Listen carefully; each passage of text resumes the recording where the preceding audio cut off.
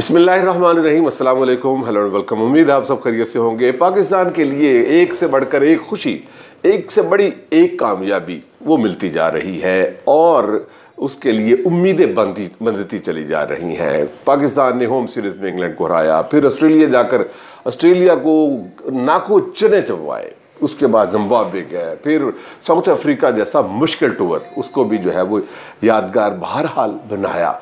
लेकिन test series अगर हार गए, लेकिन उसके बाद फिर कम बैक किया और कम बैक करते ही अपने होम सीरीज़ पर, होम सोल पर एक दफ़ा फिर जो है वो आउटस्टैंडिंग किसी किस्म की परफॉर्मेंस देकर वेस्ट इंडीज़ को सीरीज़ का पहला टेस्ट मैच वो हरा दिया और 2 मैचों की सीरीज़ में 1-0 जो है वो बढ़तरी हासिल कर दी है। अब दूसरा मैच होने जा रहा है, उस मैच की स्ट्रेटजी क्या होगी और उस मैच के लिए से पहले हम अगर ये बात कर लें कि इस मैच की जो है वो जीत का सिरा आखिरकार अगर किसी एक डिपार्टमेंट, किसी एक शख्स के सर पे सजाए, वो कौन हो सकता है? वो हिकमत अमली थी, वो कैप्टनसी थी, या फिर वो पीछे जो बैकबोन पे समझे जाने वाले वो सारे मोरे थे जिनको जो है वो है कोच, हेड कोच, जिसको ख़ास तौर पर आकिब जावेद कहते हैं, या फिर उनकी सिलेक्शन टीम कह सकते हैं, जिसके अंदर जो है वो अलीम डार भी शामिल थे, जो खालिसन ताहिर शाह साहब की अप्रूवल और ताहिर शाह साहब की पूरी कैंपेन के साथ जो है उनको सिलेक्शन टीम का हिस्सा बनाया गया और उसके results with the passage of time वो जो है वो हमारी क्रिकेटिंग जो पूरी वर्ल्ड है उसने देख लिया कि उसका आउटकम कितना शानदार रहा। और ये भी मतलब कि अगली बात भी मैं करता ही चलूँ, सॉरी मैं एंट्रो मेरा लंबा हो गया, लेकिन आखिरी बात ये कि अब शायद ये भी बात कह रहे हैं कि आईसीसी को भी चाहिए कि मतलब कि वो ये जो पिचेस बनाते हैं इनको भी जो है वो इनके लिए भी एक रूल उसूल एक होना चाहिए। वो क्या है? हम मैच से शुरू करते हैं। सबसे पहले once again thank you very much Tahir Shah sahab, और फरमाइए पहले तो मैच को कंक्लूड करें और फिर उसके बाद मैच की जीत का सेहरा किसके सर है और फिर उसके बाद अगले मैच के ऊपर हम चले जाते हैं। देखिए रज़ा साहब, ये मैच तकरीबन 2 दिन में ख़त्म हुआ, क्योंकि पहले दिन पहले 2 घंटे का खेल नहीं हुआ, फिर आखिरी भी कोई आधे घंटे का खेल नहीं हुआ, तो दूसरे दिन 2.5 घंटे का खेल हुआ, तकरीबन 2 दिन। मौसम ख़राब था, टॉस जीत कर पहले बैटिंग करने का शान मसूद का फैसला। देखिए पिच ऐसी थी जिसके अंदर square of the pitch spin कर रहा था, आपने देखा, यानी लेकिन उसकी धुंध की वजह से, फॉग की वजह से तो जाहिर मॉइस्चर, या फिर वो जो पंखे इन्होंने लगाए उसकी वजह से हीट, और क्या कह सकते हैं, ज़्यादा से ज़रूरत से ज़्यादा उसको हीट कर दिया था और इतना ज़्यादा था कि मतलब वो पिच मैच के काबिल नहीं थी। अगर मैं समझता हूँ कि आईसीसी थोड़ा सा इसके खिलाफ एक्शन ले तो मेरे ख्याल में पाकिस्तान को डिमेरिट पॉइंट मिले, या हो सकता है कि वेन्यू को भी वो डिस्कार्ड कर दें।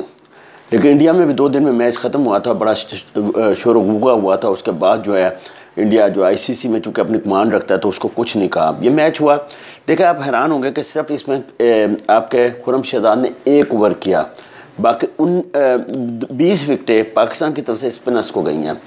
पहली इनिंग में 5 और ये तो बल्कि रिकॉर्ड भी बना है वेस्ट इंडीज़ की तरफ से भी कि उन्होंने जो है वो 10 विकेट स्पिनर ने आउट और फिर उस पर अटैक भी जो है ना उसके साथ किया।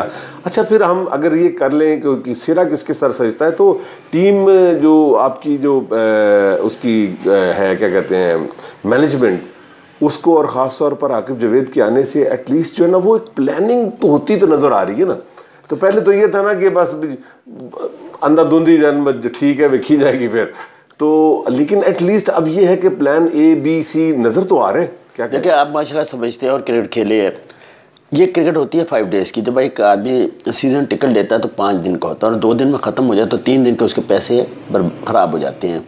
क्रिकेट आईसीसी ये कहती है कि आप ऐसा मैच करें जिससे जो तमाशाई हैं वो एंजॉय करें, इतनी डल क्रिकेट ना करें कि तमाशाई इसको देखना बंद कर दें। अब इंडिया और ऑस्ट्रेलिया के जो मैचेस जो मेलबर्न में रिकॉर्ड लोग आए हैं और इतना ज़बरदस्त मैच में ऐसे इंडिया पाकिस्तान के नहीं होते, ऑस्ट्रेलिया इंग्लैंड के नहीं होते, यानी ऐसे लोग तमाशाई थे कि जिसके कहने के मैं समझता हूँ कि इस तरह की क्रिकेट जो होती है वो टेस्ट क्रिकेट को ना सिर्फ परवरिश देती है, उसको नशोनुमा करती है, बल्कि ऐसे टेस्ट क्रिकेट देख कर खुशी होती है। अब आप पहला ओवर देख रहे हैं, वेस्ट इंडीज़ की तरफ से रिकॉर्ड हुआ कि स्पिनर्स बॉल कर रहे हैं। सीरीज़ ने पहले बहुत अच्छा फाजूसा 3 आउट किए थे, बाकी वरी खान ने जो है 10 आउट किए हैं लेफ्ट आर्म लेग स्पिनर ने। हालांकि वनडे में स्पिनर शुरू हुआ था न्यूजीलैंड के वो करते थे दीपक पटेल जी, दीपक पटेल जी जी जी जी ऑफ स्पिन था 92 वर्ल्ड कप में। जी जी जी जी मार्टिन क्रो कराते थे। हाँ जी, मार्टिन क्रो जी। तो अब तो देखे ना, सारे स्पिनर्स को इन्होंने दे दिया। अब क्रिकेट क्या है, हम लोग ने ये मैच करा दिया, ठीक है। अगर यही टीम आपकी जो आप फंसती है, जब आप ग्रीन पिचेस पे जाते हैं या ऐसी पिचेस पे जो स्विमिंग पिच है, तो वहाँ पे आप स्ट्रगल करते हैं, और फिर क्या होता है, आपका मैच का रिजल्ट जो है ना, जैसे साउथ अफ्रीका में आप दोनों हारे, ऑस्ट्रेलिया में हारे, या बांग्लादेश में यहाँ हारे, तो मेरे ख्याल में मैं नहीं समझता कि मैच का पता क्रेडिट नहीं लूँगा जीत का, कि जी हमने गलत जीते हैं। ठीक है, दुनिया करती है और हर एक बनाती है। ऑस्ट्रेलिया की पिचेज ऐसी होती है, उसमें गेंद मुँह पे आता है, नीचे मतलब ऑकवर्ड रूट चलता है। न्यूजीलैंड में भी ऐसे है, साउथ अफ्रीका, इंग्लैंड में। लेकिन जो आप बात बड़ी अच्छी की इंट्रो में, कि ICC को शुड लुक इनटू दैट। जैसे आपने थर्ड अंपायर्स रखे या थर्ड कंट्री के अंपायर रखे या न्यूट्रल अंपायर रखे, अंपायर सारे न्यूट्रल होते हैं। ये नहीं है कि पाकिस्तानी अंपायर हो तो पाकिस्तान में करा वो न्यूट्रल अंपायर होता ही न्यूट्रल है, यानी दोनों की तरफ से बराबर का चांस देता है। तो मैं समझता हूँ कि आपको, जैसे आप थर्ड कंट्री के अंपायर्स रखते हैं, थर्ड कंट्री के आपके पास क्यूरेटर हो, एक ही बॉल जो है दुनिया जहाँ में लगे, ये नहीं कि इंडिया SG लगा रहा हो, वहाँ पे ड्यूक्सन लग रहा हो इंग्लैंड में, यहाँ पे कोकाबुरा लग रहा हो, किसी जगह कोकाबुरा अपना बना हुआ लग रहा हो। तो मैं नहीं समझता कि इस तरह के क्रिकेट से जो है, ये देख लें, ये बात है। और मार्क दिस कोट्स, ठीक है, यानी कि इन वर्ड्स को, इनको रिकॉर्ड कर लें, याद कर लें, और मार्क दीज वर्ड्स, ठीक है, इनको अब लिख भी लें कहीं पे। इंशाअल्लाह अज़ीज़ आने वाले दिनों में ये भी डिबेटेबल होगा कि जो जिस तरह अपना पाकिस्तानी साबिक़ कप्तान, वर्ल्ड कप फाते कप्तान, उन्होंने थर्ड जो है ना वो अंपायर को जो है वो न्यूट्रल अंपायर से जो है ना, मतलब कि वो एक इनोवेशन लेके आए और वो रिवोल्यूशन पैदा हो गया। ठीक है, इसी तरह जो है वो थर्ड अंपायर की बात जब होती है तो फिर उसमें ज़ाहिर टेक्नोलॉजी का रेवोल्यूशन आया। और अब जो है इस कमेंट से जो है इंशाअल्लाह अज़ीज़ क्रिकेट की दुनिया जो है वो हिल के रह जाएगी, और इसके ऊपर जो है वो डिबेट करना, और फिर उसके बाद ग्रेट डिबेट होना, और इसके ऊपर डिसीजन मेकिंग जो है ना, इसके ऊपर फैसले वो यकीनी तौर पर वक्त का हिस्सा और वक्त की ज़रूरत बन जाएंगे। और ये सारा क्रेडिट जो है आज की इस वीडियो को आपने जो है वो संभाल के रखना है, वो ताहिर शाह साहब के नाम होती रहेगी। प्लीज़ देखिए, अब दोनों पाकिस्तान की तरफ से 20 की 20 विकेटें स्पिनर्स ने ली हैं। 5 मतलब 4 जो है वो 4 और 5 अबरार ने लिए हैं, 5 और 4 उसने लिए हैं, साजिद खान ने लिए हैं, और 4 और 5 नुमान ने लिए। तो मेरे ख्याल में अगर आप ये समझते हैं तो 20 विकेट स्पिनर्स को गई हैं, और उनकी तरफ से भी 7 जो है वरिकान को गई हैं, 3 एक इनिंग में गई है, 7 एक में 10 हो गई। तो मेरे ख्याल में हम लोग जो सिंगले ने 2 ली है, एक मोती ने लिया, और 3 जो है ना सीज ने ली है पेन इनिंग। मैं समझता हूँ ये क्रिकेट में काफ़ी ज़्यादा आपने जो अभी बात किया, वो 4 दिन का जो मैच, 3 दिन और 3 दिन का मैच के बाद वो आराम से घर में बैठे हुए हैं।